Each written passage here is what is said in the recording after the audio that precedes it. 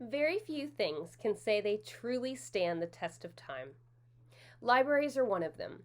Whether it is the Library of Alexandria in the ancient world, the Library of Congress, founded in 1802 as the oldest federal cultural institution in the United States, from the creation of cataloging systems in 1965 to adding libraries into schools and implementing technology within establishments, to having libraries as community centers in cities that are both big and small. Libraries have been here from the start and they are not going away anytime soon. Librarians are experts of change, collaborators in lesson planning and presentation. We are there to help deliver instruction and to promote our value and resources during professional development and throughout the year. We are there for schools as well as communities, helping individuals of all ages and backgrounds to find the things that they need. To advocate for the library means I need to advocate for all patrons, students or not, deciding on what is best for each student and continuing to advocate and explain why we are there and how we can help. Advocacy is a continuous exercise that we must engage in. Technology begins to change. We're often asked the question, why do we need a librarian and libraries when Google can be accessed anywhere? We understand the question and the reasoning behind it, but we also need to help others understand that Google does not have the capabilities that an actual trained human can do. We are well aware that times change and individuals need different things at different times. How we are different than Google, though, is the way we interact with individuals. As a librarian, we can zero in on outcomes and help individuals with specific needs and wants.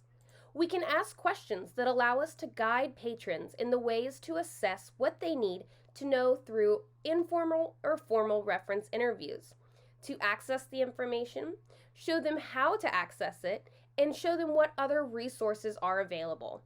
In turn, it gives these patrons the knowledge of how to complete that same process in the future by themselves. With the knowledge we provide, the idea is to teach patrons, young and old, how to achieve their desired results in and out of the library.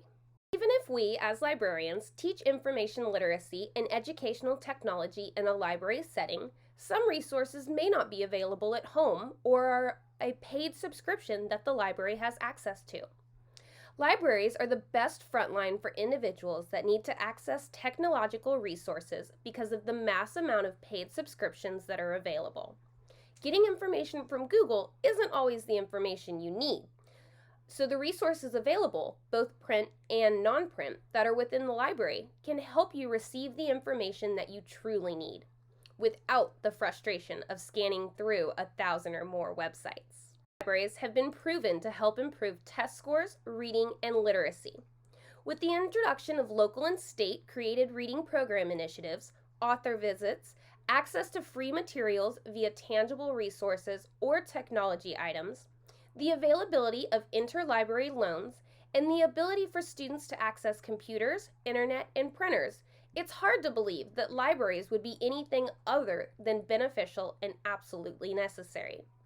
Another extremely useful perk of a school library is that more times than not, students can access the same paid-for resources at home with their login credentials, allowing them to work in and out of the library setting but still receiving the same information. Resources aside, school librarians have an ongoing process of building partnerships with students, staff, and parents in the community. We need to know what the patrons' needs are, how we can aid in obtaining those needs, and how we can deliver said needs. In a school library, we get to know students as the years go by, and it allows us to better understand their wants and needs. Librarians have the potential to make lifelong changes and habits in the lives of every student and community member. Librarians are working harder than ever to prove their value and update the perceptions on their role in education in the community. Libraries have gone through significant change over time, especially in the past few years. It's our job to not only provide the materials to help promote college readiness, information literacy, educational technology, and tangible and online resources for our patrons, but it's also our job to support patrons behaviorally, socially, and academically and accommodate different learning styles with diverse media and formats.